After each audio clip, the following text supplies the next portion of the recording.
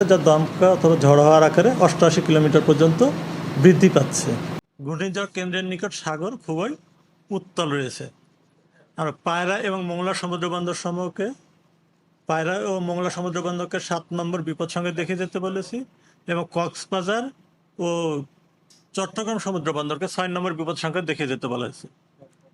ঘূর্ণিঝড়ের প্রভাবে উপকূলীয় জেলা সাতক্ষীরা, খুলনা, বাগেরহাট, পিরোজপুর, ঝালকাঠি, বরগুনা, বরিশাল, ভোলা, পটুয়াখালী, নোয়াখালী, লক্ষ্মীপুর, ফেনী, কুমিল্লা, চট্টগ্রাম, কক্সবাজার এবং তাদের অদূরবর্তী দ্বীপ ও চরসমেত নিম্নাঞ্চল স্বাভাবিক জোয়ারের চেয়ে 3 থেকে 5 ফুট অধিক উচ্চতার বায়ুতাড়িত জলোচ্ছ্বাসে প্লাবিত হতে পারে।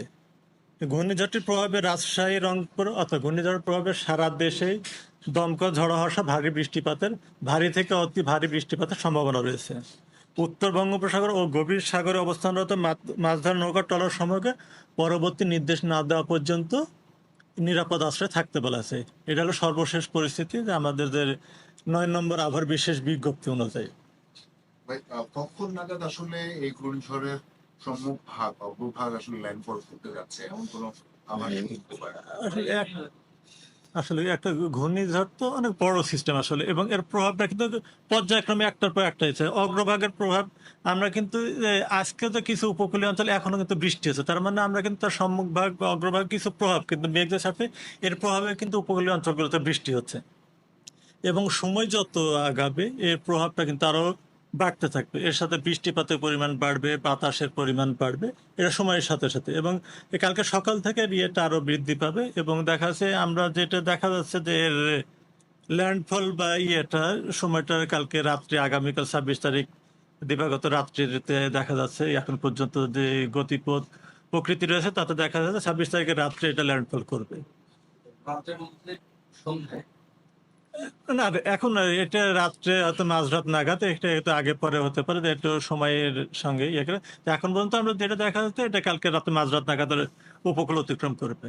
এটা এখন পর্যন্ত যে অবস্থা আছে এটা আসলে কতটা ভয়ানক হতে পারে বা এর ক্ষতিটা আসলে সাইক্লোন বলা হচ্ছে সেটি আসলে কতটুকু?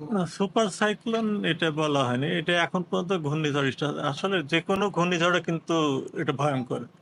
এটা সাধারণ ঘূর্ণিঝড় হোক বা সিভিয়ার হোক, বা এটা তো বাতাসের ব্যাপারটা আছে, তো তার কারণ ঘূর্ণিঝড় সবচেয়ে তো আশঙ্কার বিষয়। তো একটানা অনেক সময় বাতাসে আসলে 5-6 ঘন্টা বাতাসে, এখন বাতাসটা তো 62 থেকে 88 কিলোমিটার বাতাস যদি একটানা হয় কিছু থাকার কথা না, কিন্তু তার কারণ আমাদের আমাদের কোস্টাল এরিয়া যে স্ট্রাকচার বা যে মানুষগুলো বসবাস করে উপকূলীয় অঞ্চলে, তারা তো অতটা তাদের স্ট্রাকচার বা স্থাপনা তো অত মজবুত না। তো এই ঝড় বা আমাদের ফসল বা গাছ গাছরা গবাদ এই জন্য কিন্তু প্রত্যেকটা ঝড়ই কিন্তু মানে খুবই ঝুঁকিপূর্ণ আসলে। তবে এর তীব্রতা যত বাড়বে ঝুঁকির পরিমাণটা তত বাড়বে। তো এই এখন পর্যন্ত যেটা দেখা যাচ্ছে এই ঘূর্ণিঝড় রিমালটা আরো শক্তি সঞ্চয় করার সম্ভাবনা আছে, এবং আগামীকালকার সকালের দিকে এটা তীব্র ঘূর্ণিঝড়ের রূপ নেওয়ার সম্ভাবনা